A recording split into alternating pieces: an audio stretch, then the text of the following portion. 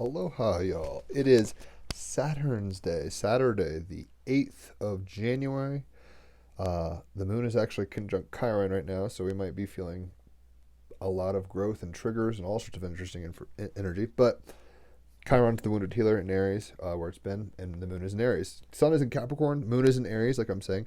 Mercury's in Aquarius, Venus is in Capricorn, retrograde. Mars is in Sagittarius, Jupiter's in Pisces, Saturn's in Aquarius, Uranus is in Taurus retrograde, Neptune's in Pisces, Pluto's in Capricorn, and the North Node is in Gemini. I'm rewatching the show Lost.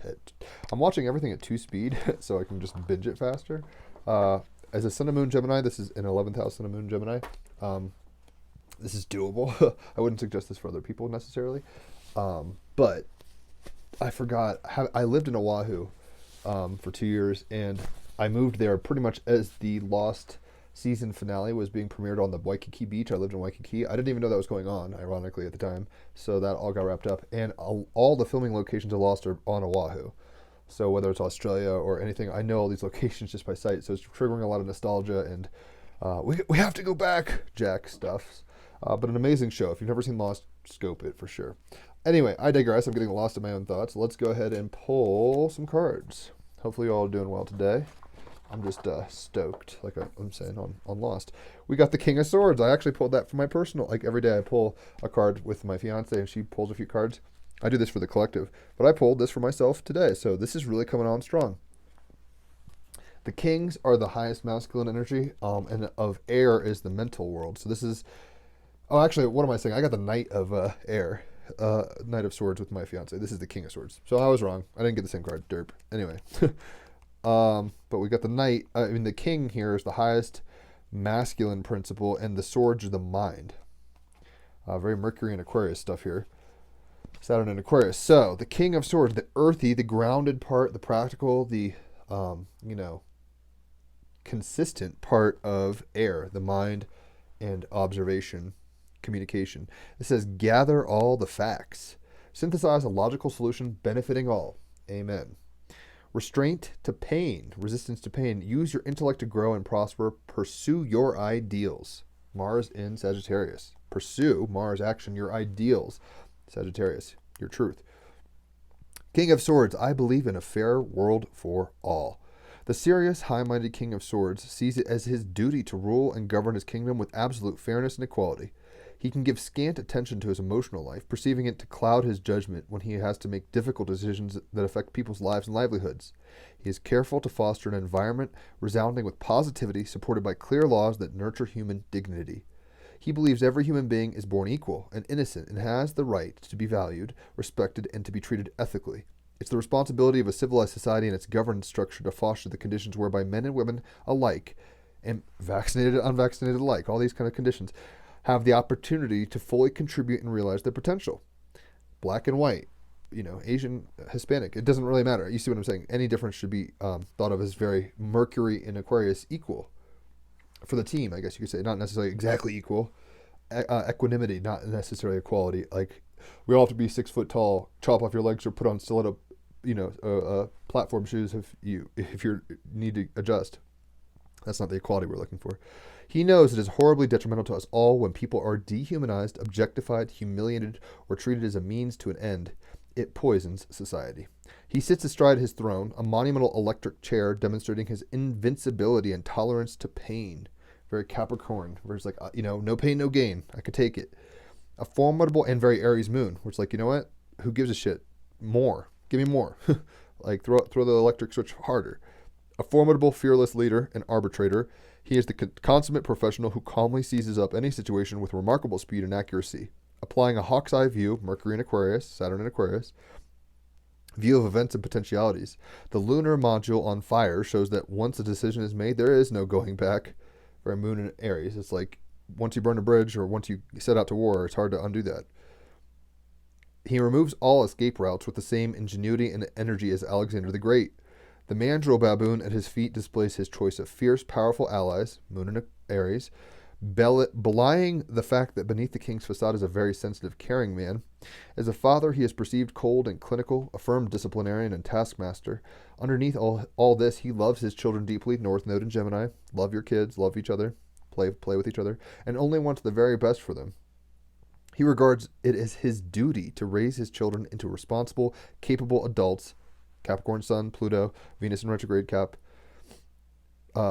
Persons able to use and exert their intellect while mastering their emotions, very Mercury in Aquarius, for the betterment of mankind. Like I said, very Mercury in Aquarius. As a lover, he is quite to the point, organized, and reliable. Capricorn Sun. He requires his partner to be an intellectual equal while respecting his personal freedom and control. North Node of Gemini. It's like you be you, I be me, but we're king and queen. The King of Swords indicates you are in the position to critically assess powerful situations around you, aligning them with your ethics and your belief that everyone should be given a fair chance to learn, grow, contribute, and prosper. Given a clearer perspective, you can calmly formulate a workable plan and strategy to pursue an ideal, no matter what the obstacles. Putting emotional concerns to one side, it invites you to gather the facts and information and analyze them critically in order to put forward a logical, workable solution and resolution for all. Work for everybody. Saturn in Aquarius. What's the best for all of us? Mercury and Aquarius. But you got to do the work, Capricorn Sun, and it's got to be real and authentic and come from, your real sense of reality. Mars in Sagittarius, as well as the Moon in Aries. So, King of Swords, the earthy part of air, gathering all the facts, synthesizing a logical solution, benefiting all, restraint to pain, use your intellect to grow and prosper, and pursue your ideals. Let's go ahead and get some clarification. Hopefully y'all are doing well. I'm excited to watch Lost. I'm only on season 1, episode 11. I just finished, so it was funny. I looked at my clock on my laptop. It said 11:11 and 11 seconds, and I was clicking play on 11th episode, and I was just like, well, the machine is screaming at me right now. But every episode, it takes a second to get into, and maybe I'm committed to the idea more because, like, literally every beach scene, I'm like, I've been there, I know that place. But it's an amazing show. Truly. One of the best shows ever. So we got the masculine/feminine. This is the 11 of fire. Very much dealing with North Node and Gemini. Kind of polarities, right? So let's go ahead and see what this has to say. I'm in the air. I'm in the fire. All right. 9, 10, 11. Masculine/feminine. This is about being passive-aggressive. Moon in Aries can do that, especially conjunct Chiron, where we're trying to heal ourselves, but we might be doing it in a very belligerent and bellicose way. Creation and destruction, action, inaction, masculine, feminine. Like I said, North Node in the last moments of Gemini, so we're seeing duality on stage writ large. Key phrases: put aside gender stereotypes. We are both masculine and feminine. Masculine energy serves to protect. Feminine energy serves to nurture. Too much of one and not enough of the other is not a good thing. Time to evaluate and realign. Allow the energy to increase and ebb, and embrace the energy that best suits your needs. The 11 of fire is a balancing and realignment card, right? We've got to use our heads and ground it, earthy air, right? The king of air. But we have all these multiplicities in us, and we need to balance them. Our physical gender is irrelevant. The 11 of fire asks that we look beyond gender stereotypes to how we respond and react to day-to-day experiences. On an energetic level, our masculine aspects serve to protect self and others, while our feminine aspect serves to nurture self and others. In a simplistic society, a typical male will embody a more masculine energy than feminine. They are characteristically more aggressive and forceful, but also very protective of those they feel are in need of protection. However, they are more apt to use physical force and aggression to protect the shadow of Moon in Aries and Capricorn Sun, where it's like sometimes out of fear people do crazy shit to protect those they love or protect what they love. Keep those boundaries, keep that structure. Capricorn, right? A typical female, however, will embody more feminine energy than masculinity.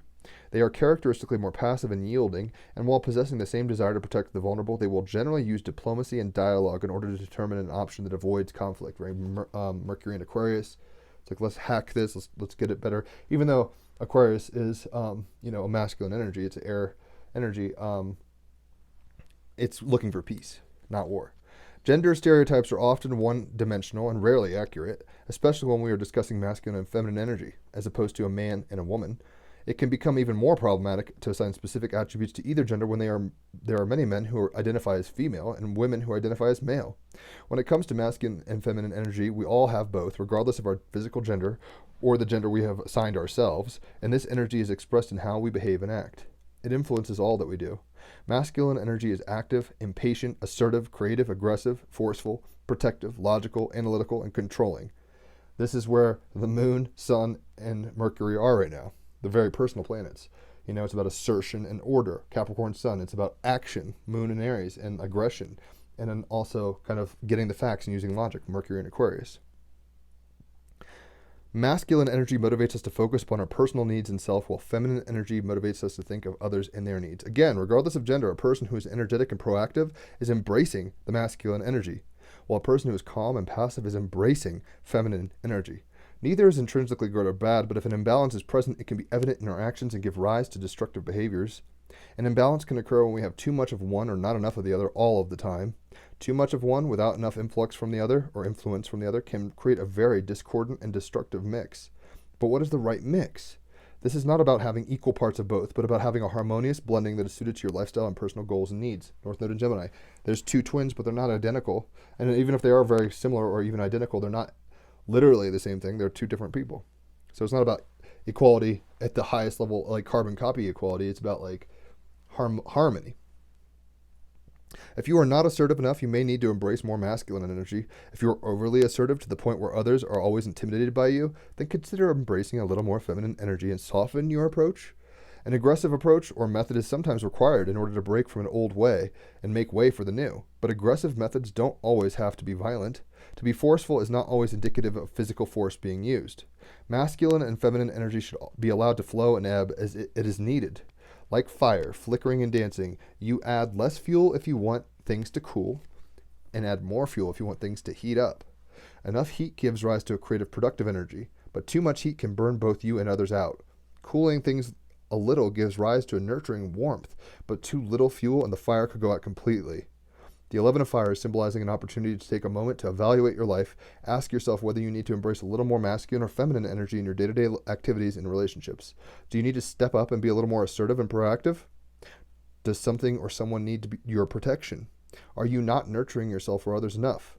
Are you being overly analytical instead of heeding your intuitions? Are you allowing impatience to get the better of you when a situation calls for calm and compromise? Are you choosing a path of inaction when you need to embrace one of action in order to manifest the changes necessary?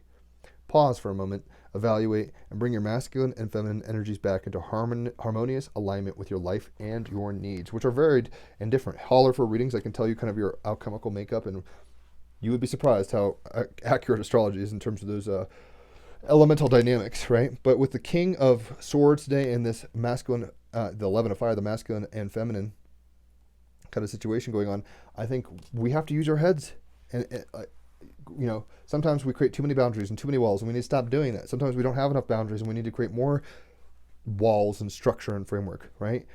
Everybody has a little masculine and feminine in them, and it's about using your head and bringing it the best for all involved, the most diplomatic, democratic thing, and that's really one of the harder lessons, to lose your will for the greater good. Some people are designed for that, right? Some martyr types like Pisces, Virgos, Cancers, stuff like that, are more apt to be like, oh, I'll stop doing this for the family or whatever. Whereas other energies like Leo or Sagittarius or Capricorn are going to be like, I did it my way, fuck y'all, and watch me do it, right?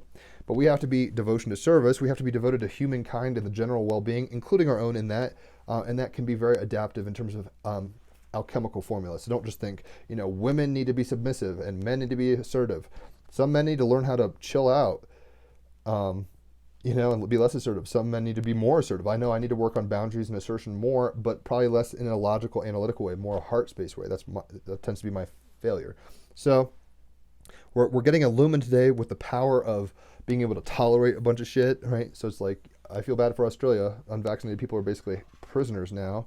And it's just absurd, right? But we have to use our heads and realize that there's a time for everything, a space for everything, including masculine and feminine energies. And ultimately, we're going into the next card, Galactic Heritage, 64, the number of hexagrams in the I Ching, and therefore, the number of, I think, something to do with DNA, but I'm forgetting what the number of codons in your DNA. I think that's what it is. But devotion to service, I digress. Let's go with this. The Pleiades, number 64.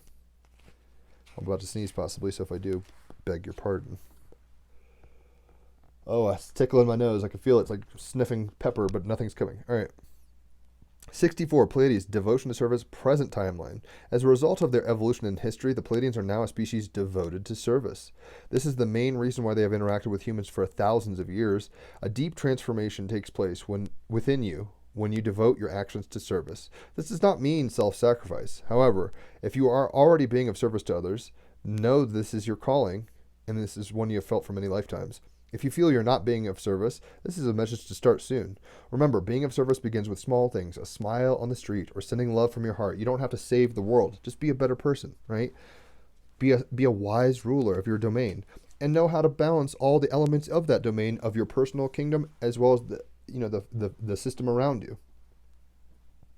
Redefine what service means to you and begin to reach out. I look at this as a service for myself and others, so that's why I do it every day. I don't get any money, actually, really, from doing this or the podcast. I don't do it for that reason. I do it for service because it's helping my spirit and soul and mind, and it hopefully is helping others. So there's a good example. You don't have to just run out there and go be Mother Teresa. You can just be yourself and just try to do it well and express that with others and do the dance, right? Service. The meaning of this card is quite clear, but how to apply the meaning to your life depends on your life circumstances. The devotion to service is seen as a fundamental gateway to spiritual growth, but the meaning of it is often misunderstood. People often assume, act quickly emotionally, Aries Moon. People often assume that devotion means sacrifice or that you have to devote your life to a cause. But in reality, the concept of service is quite flexible. Sometimes it doesn't even necessarily refer to what you do as much as it refers to how you are doing it. It does not mean you should change jobs in order to feed the hungry, for example. Sometimes being of service can be something as simple as putting good, loving energy into your food you make for a customer or in the way you answer a phone in your office. Ultimately, when Earth society views others as extensions of ourselves, very Mercury in Aquarius, right, North Node of Gemini, it's like the royal we, and see that in reality, everyone is really one way, like we're all in this together. This energy of love and service infuses all aspects of life. The Pleiadians made a profound transition from being self-service, self-centered in their very ancient days, and we all are, to being a species devoted to service in all that they do. Your life is an act of worship. Just think of it that way. How are you worshiping every day? Sometimes it's good, sometimes it's bad. Sometimes it's aggressive, sometimes it's passive. But you're in charge of your kingdom, ultimately. Your mind and your heart are kind of governing it all. Take a look to see how you can begin to view reality as a means to be of service to the universe and see where that shift in perception takes you. That is what my brother Jim and Team Rabbit Hole model is really all about. It happens to be through a mode that I prefer, i.e. communication. I'm a Gemini, 11th house sun. So, of course, I'm going to want to talk to people on the internet and all this shit, ask questions. But my hope is that it's of service. And the moment I stop feeling that it's of service, I'm not going to be doing that anymore. I'm not prophesying that that's anytime soon, but because actually we've got TEAMrabbithole.com. I've paid for the fucking domain for 2 years. Now we're actually going to start building on that website. So get like maybe a t-shirt or a patch or something. I don't know, bumper sticker. Who knows? Definitely put the podcast on there because multiple platforms. I mean, it's on Spotify and Anchor and Odyssey and all these places. But groundedness, we're getting. Number 7, Capricorn energy all day. Let us see. I just put the booklet over here. Number 7, Armadillo. And it's interesting because I've been watching things about South and Central America, and this is obviously their pyramidal solar culture. Armadillo, groundedness. Without grounding ourselves, we can become disconnected and flighty, right? Even the King of Swords is the earthy part of air. So it's a grounded, right? Balanced, grounded. Not just, up in the passions for the self, but trying to be one for all and all for one. Without grounding ourselves, we can become disconnected and flighty, so it is an important aspect to develop. Go to the basics first. Plug into the power of the earth. Avoid drama in situations. Sometimes we need to look at the flowers at our feet before looking at the stars. Humility is a positive trait. False humility is not. And we all see that sometimes when, false humility is gross. We all know what that looks like. Mythos, the god walks slowly but surely upon the earth. He is of high age and leans a little on his walking stick, but moves smoothly. His shoes are heavy and they feel the earth with every step. This grandfather, M-A-M, called Mom, is wise and eternal, right? Very Capricorn sun. But make no mistake, age does not mean weakness, for he is powerful. He wears a hat of the bird of the night, for he walks from the underworld. Pluto in Capricorn. He has the ears of a jaguar, for he is one who powerfully walks through the darkest of nights. He wears the cape of an armadillo shell, for he is protected and grounded and carries all that he needs with him. Venus in retrograde Capricorn. It's like, I actually do have all I need with me at all times. I don't have to pursue the world out there at some level. A man of magic, he smokes the herbs of vision. Get up, stand up. It's like, I'm like, is this like a reference to Bob Marley? He smokes the herbs of vision. Yet he can weave the worlds together while being sure upon his feet. Very shamanistic, right? This, according to the classification of codical gods, is one of the major pre-Spanish Mayan deities, God El. God El, like the letter L, is featured in many Mayan artworks, but specifically the most famous has him walking around the door of the sanctuary at Palenque. The Mayans put special consideration into the depictions of their gods, with every single aspect of clothing signifying the character and qualities of that deity. It's like an anthropomorphized kind of a, suit, basically. The armadillo with its shell indicated not only an animal of the ground, but the protection of a shield. Moon in Aries, war protection, emotional protection. It is thought then that God El was related to war. His special shoes and walking stick indicate a trader and someone who has to move over distances in a safe and steady way. North Node in Gemini. God El and Mars in Sagittarius. God El may have had a role in the building of prosperity through trade. Armadillos also feature in the mythos of the Aztecs, who called them turtle rabbits. Aw, what a cute little name. Turtle rabbits. And in some of the First Nation stories of the people of the southern United States. The animal. Armadillos are distinctive animals because of their leathery armored shell and incredible adaptation that has enabled them to hold on through a lengthy evolution. The armor, so they're hyper individuals, Moon in Aries, but their physical attributes over a long period of time have created a situation where they're very distinct and safe, I guess you could say. Moon in Sun in Aquarius, Sun in Capricorn. Sorry, it's about to be Mercury retrograde. I'm not surprised I'm stuttering all over the place. So this has enabled them to hold on to a lengthy evolution. The armor is actually overlapping plates of bone. Saturn rules the bones. Capricorn Sun, Saturn ruled bone covered with horn called scutes, and even the devil Baphomet card of the Capricorn. The horn or bone called scutes. The scutes are rigid, particularly over the front half of the animal, and typically become more flexible over the back, legs, and tail. The underneath of the animal is furry and unarmored. Contrary to popular belief, only a few armadillo species actually roll up in a ball if threatened by a predator.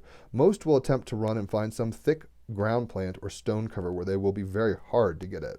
Armadillos get their food from the earth, and so their claws are perfectly adapted to effective digging. Grubs, ants, termites are favored. They also use the claws to dig their dens and burrows where they spend their time while not looking for food. Babies are born in the dens, which help them thermoregulate as their body temperatures are very low. There are around 21 species of armadillo. The largest is the giant armadillo at 1.5 meters long and 54 kilograms in weight, and the smallest armadillo is only 13 to 15 centimeters. The magic. Armadillo magic is profoundly earth-based and grounded. Capricorn Sun, Venus in retrograde Capricorn, Pluto in Capricorn. It is ancient and profound and can be used when you are feeling off-kilter and unsure. If you aren't clear on what to do next or have had a trauma or a shock, and we all are, with Uranus retrograde in Taurus, we're all having our world, our groundedness shocked electrically, Uranus.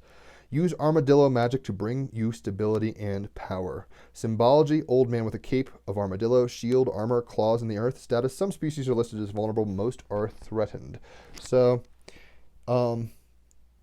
yeah, we really have to ground. And even with the king of air, it's about the earthy part of air. Like your idea is look at the ground, then look to the stars. Like you can't just look up at the stars or you'll disconnect kind of, right? And there's a lot of energy right now that's grounding us, but that means we still have to keep our vision on hope in the future and novelty and ingenuity, Mercury and Aquarius. Find that balance in your life. Put that balance to service within and without, service to self in a kind of self-care way, not a narcissistic way. And then service to others, hopefully not in a codependent, like martyr way, but also a healthy, balanced kind of service way in a grounded fashion. Let's go ahead and I'm going to be playing my electric guitar, by the by. I'm feeling it, so I got it all set up.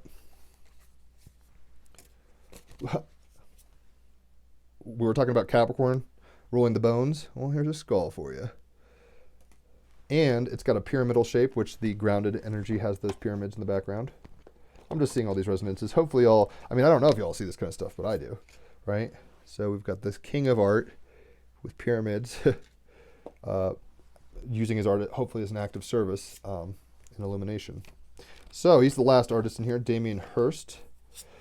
Damien, more money, more problems, which is a Biggie Smalls lyric, if you didn't know, but that's a very Capricorn kind of shadow. It's like the more success and money I have, the more issues come up. Venus retrograded in Capricorn. Damien, more money, more problems. Hurst, adult enfant terrible, like bad kid, like, punk, basically. So very North Node in Gemini. Is among the most celebrated and lucrative artists of his generation, a winner of the Turner Prize and preoccupied with the subject of mortality, death, Pluto in Capricorn. Aided by scientific and pharmaceutical advances, Mercury, Saturn in Aquarius. His Hearst's artwork offers wry commentary on humanity's ineffective faith in tech and medicine to heal our existential wounds. Among Hearst's trademark flourishes are suspensions of sharks, calves, cowheads, and dissected pigs in formaldehyde, the diamond incrustation of a cast human skull, and the display of so many pharmaceuticals in backlit cabinets. All roads lead to a psychological cul-de-sac. How Saturnian, how dry, and like desperate and negative, almost of a perspective. But it says, talk to your local pharmacist. I think that we really need to step into our master self, the king, our minds, our higher self intellectually, if you want. Hopefully, bring your heart there too, not just being only in our heads. That's what happens to Saruman. He's only in his head, he's not in his heart. And then maybe Galadriel's too much in her heart and not getting out there and doing the work in the battlefield, so to speak. But we're being devoted service, right? And sometimes that means getting information, learning more. I'm learning much more as much as I can. Sometimes that means chilling out and grounding what you know and processing, grounding it. But sometimes you got to, it's like 2 steps forward, 1 step back. So it's explore and conserve, explore and ground, outward, inward, right? It's this push-pull of magnetism, and electromagnetism, and whatever masculine polarity and feminine polarity are at some like multi-dimensional level. It's all working together for the glory of God and ourselves, so don't fret.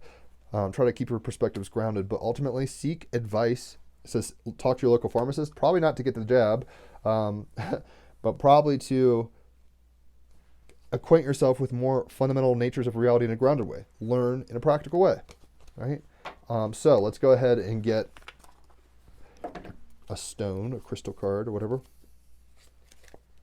We've got emerald. I didn't realize that's what emeralds look like. I thought they were way more shiny. I think I'm probably thinking of sapphires or something, or jade. But this is emerald. What it is, and you can quantumly entangle with this. We don't have to own it. That's just one of the natures of, especially with Mercury and Aquarius, quantumly entangle with your thoughts and stuff. But that's the nature of the reality we live in. One of 4 precious gemstones, emerald radiates with a wet, lush, verdant energy, very Jupiter, Neptune, and Pisces. Historically, emerald is associated with love, beauty, and sex. So if you're into any of that, you might want to associate yourself with this saturated green gem. Who needs it? Aestheticists, bohemians, Epicureans, transcendentalists, kind of like hipsters and hippies of the days. Where to put it? On a chain of your heart, or on a ring at the base of your left thumb, perched atop the Venus mount. When to use it? When you've temporarily lost the courage to love and be loved. When you're in need of a total refresh, open your heart to limitless possibility with emerald. Point your heart towards grace. That's what it's saying, right? And he's even pointing his heart with a skull in a sense. And look, and even the sun and that skull look very similar. So, point your heart towards grace. I think with all this Saturnian energy with the moon in Aries, we really have to remember that love is the answer, right? You can have the best kingdom engineered in the most awesome way, even with the best supply chains. And if there's no love in it, it's going to collapse, right? If you've ever seen the movie Apocalypto with Mel Gibson, it's like they had an amazing Mayan or Aztec empire, and they didn't have much love in it, and they collapsed for many reasons, not just that, but there's always a balance. A bill comes due, right? So if you're too much of a patriarchal kind of society, a feminine revolution will happen. If you're too feminine and too loose, like hippies and all free love, you're going to start having karma, like STDs and overdoses and stuff, right? So it's about finding that balance and operating in your kingdom well. Ultimately, why are we doing that? Because it's our service of self to the world and ourselves. It's our mission to be grounded and open. Right, Capricorn Sun, but North Node in Gemini. Like be open to new ideas, but also know your worth, know your boundaries and limits. Be flexible with them, but also understand definitions. talk to your local pharmacist is about, like, get woke with your Merlins, your magical friends, the people who are tapping into the elements and into spirituality in a lot of ways can help guide you. That's why I'm not getting rich off of giving readings, astrology or tarot readings, but I think of it as a service, and it's so fun. Try it out if you haven't. It's a lot of fun. And you'll get woke, I promise. So talk to your local pharmacist, right? Get woke on a level that is practical, physical, but also like moving forward beyond your comfort zones, but with love. Point your heart towards grace. Everything is grace. This king is allowed to be, electrified because it's in the dream. What's not grace in a sense? Even the worst things that could happen, you're still alive and perceiving them. I know that sounds crazy, right? That's a balanced perspective, though. It's ultimately towards service with the consciousness that's growing, the kingdom of God, however you want to look at that. Ground yourself. It's pretty intense times, and it's calling you to be grounded, but also be open to new ideas, open to change. Mercury and Aquarius, Uranus and Taurus retrograde. It's like you're going to get electrified. So make sure you're, on your island with supplies. The rains and tsunamis will come, but they shall pass too. And ultimately be thankful for have you ever been, seen a natural disaster or anything crazy? It's like, it's horrifying, but at the same time, it makes you appreciative of so much. It can lead to grace, right? So that's kind of what I'm seeing with that. Let's go ahead and play some music. Ooh! Dropping things, destroying things. Venus in retrograde Capricorn. Let's go ahead and play some music. I don't know if this is dirty. I just realized. Hopefully it's not covered in dirt. Or fingerprints, really. So, with the sun in Capricorn and the moon in Aries, it's a super aggressive time. People are like, this is what I'm about. And I'm not going to budge. Like, that kind of energy is afoot. Gosh, where can I put this that is going to actually sit still? Oh, I'm looking at the wrong side anyway. All right, cool. With Capricorn sun and Aries moon, we really have to be careful that we don't go to war with everything. Not everything's a battlefield. Sometimes the wise thing to do, king of air, is to, be balanced and not just be aggressive. Masculine, feminine, 11 of fire. So let's go ahead and play some music to it. And here we go. So.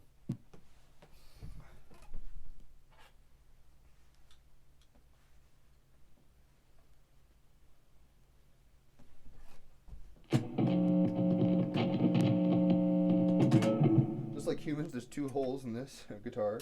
It's got two holes, and sometimes I plug it in the wrong hole and it doesn't work. All right, so now here we go.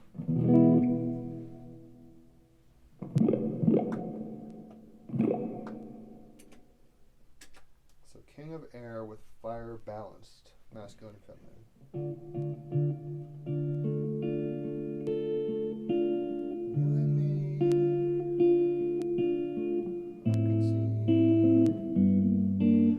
But that sounded like that at first. I was like, oh shit.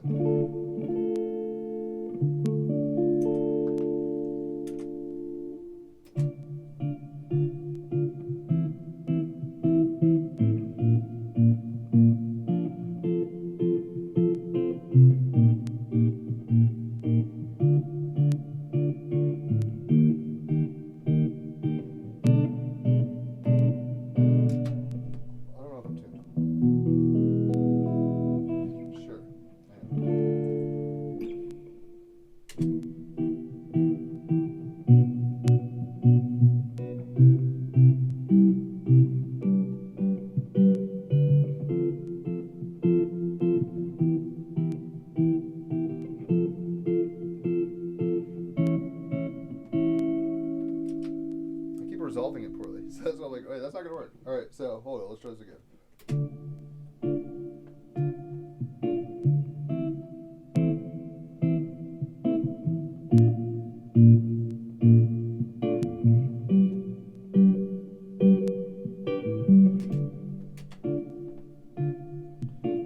No, that's not in time. One more time, I swear. Venus retrograde in Capricorn, this is real. All right, we're gonna jam for real now. Here we go.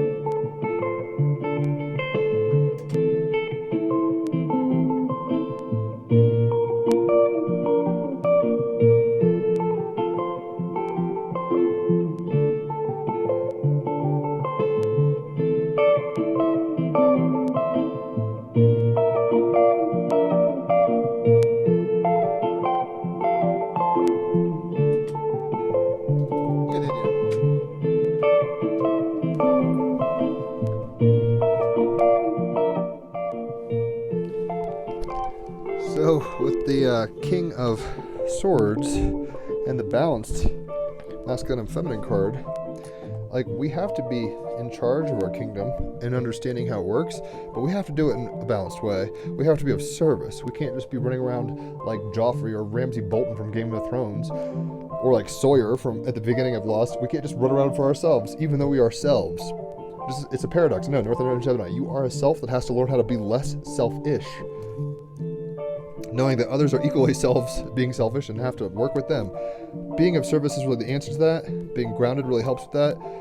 Ultimately, seeking advice and wisdom from others outside of yourself and your higher self, the king of your spirit, if you want to put it that way, leads to grace, right? Pointing your heart towards grace.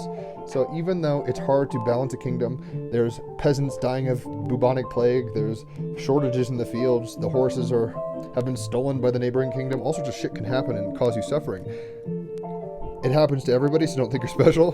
And then, ironically enough, your suffering is unique to you. So try to use that as an act of becoming, an act of service. You're grounding spirit into matter. And you might need to seek advice how to do that. That's okay. We're not all experts down here. We're learning. But once you're on the throne, once you're aware of your power, like, try to be responsible from a place of love. Point your heart towards grace. So, if you want to know more about yourself, holler for readings. It's $33 for an hour of cards, and $88 for 3 hours of astrology, and $111 for basically 5 hours of both. So if you feel called to do that, it's a great time. 5 stars only. So nobody's complaining. Everyone thinks it's dope. The podcast is amazing. Check it out. We were supposed to have Colin Smith on yesterday and the day before, but scheduling conflicts happened. But the last one with Laura and Emily was really fascinating. Check it out. 260 episodes deep. If you'd like to be on the podcast, holler. I'm all about anybody who wants to come on. And I hope that you enjoy your Saturn's day. Try to be a structure of grace, right? Acting from authenticity, Moon in Aries. Don't just chop off people's ears because you disagree with them, but try to really come into a power of knowing your value, other people's value, and the dance they're in. Hopefully that makes sense, right? So, yeah, enjoy your Saturn's day.